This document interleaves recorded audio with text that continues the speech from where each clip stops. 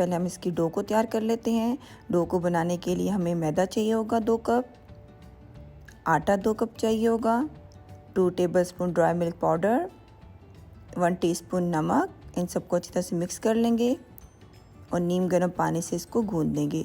Dough आपने जो है बहुत नरम गूंदनी है, सख्त डो बिल्कुल नहीं गूंदनी है, क्योंकि हमने इससे पतली रोटी बनानी है। तो हमारी डो जितनी नरम होगी उतनी ही पतली रोटी हम इससे बना पाएंगे। आप इसको नीम गर्म दूध से भी गूंद सकते हैं, और आप अगर दूध से गूंदेंगे तो फिर आप ड्राई मिल्क पाउडर का इस्तेमाल बेशक ना करें। आटा हमारा गूंदा गया है। अब मैं 2 टेबलस्पून ऑयल डालूंगी इसमें और 2 मिनट इसको और इस ऑयल के साथ गूंदूंगी। इस तरह करने से आपकी डो जो है काफ़ी देर तक नरम रहेगी। ऊपर से भी हम थोड़ा सा ऑयल लगा देंगे और कवर करके इसको 15 मिनट के लिए रेस्ट पर रख देंगे। 15 मिनट हो चुके हैं। आइए से अब हम रुमाली रोटी बनाना स्टार्ट करते हैं। रुमाली रोटी बनाने के लिए मैं 2 छोटे पेड़े लूँगी। आपने बड़े या मीडियम साइज़ के पेड़े नहीं लेने हैं, क्योंकि हमारे पास इतने बड़े तवे नहीं होते हैं जिस तरह के तवों पे वो लोग बनाते हैं बाहर बाज़ार में। तो इसलिए हमने छोटे छोटे पेड़े लेने हैं और इन दोनों को आपने बेल लेना है। अब इसके बीच में हम 1 टेबलस्पून ऑयल लगाएंगे और थोड़ा सा मैदा छिड़केंगे और दूसरी रोटी को इसके ऊपर रख के इसको इतना बेलें कि जितना आप इसको बेल सकते हैं, जितनी पतली आप इसको बेल सकते हैं उतना आपने इसको बेलना है। रोटी हमारी बेली गई है। आए देखते हैं इसको पकाना किस पैन पे है। मेरे पास इस तरह का एक बहुत बड़ा पैन है। इसको मैं उल्टा करके चूल्हे के ऊपर रख दूंगी। चूल्हे की आंच आपने बहुत हाई रखनी है, मीडियम या लो फ्लेम पर आपने रुमाली रोटी बिल्कुल नहीं बनानी। इसमें मैं थोड़ा सा मैदा डाल रही हूँ। जब ये ब्राउन हो जाएगा इसका मतलब है मेरा जो तवा है वो बिल्कुल गर्म हो चुका है। अगर आप लो हीट पे या मीडियम आंच पर इसको पकाएंगे तो आपकी जो रुमाली रोटी है वो सख्त हो जाएगी। तो आपने इसको हाई फ्लेम पे बनाना है।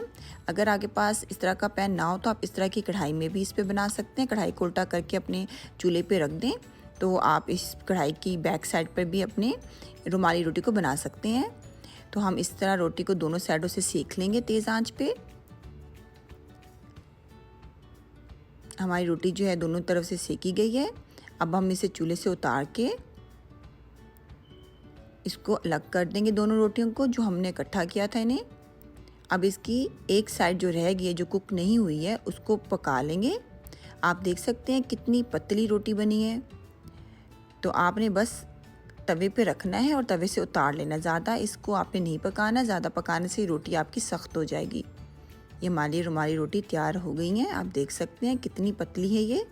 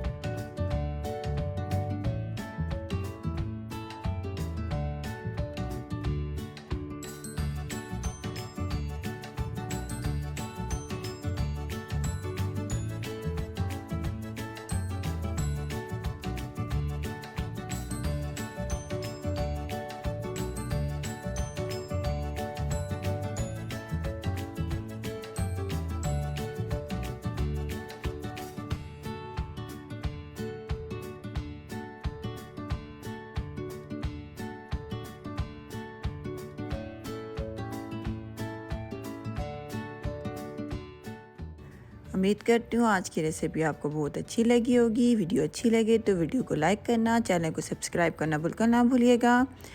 इंशाल्लाह नेक्स्ट टाइम मिलेंगे एक न्यू रेसिपी के साथ। अपना बहुत ख्याल रखिएगा, मुझे दुआओं में याद रखिएगा। अल्लाह हाफिज़।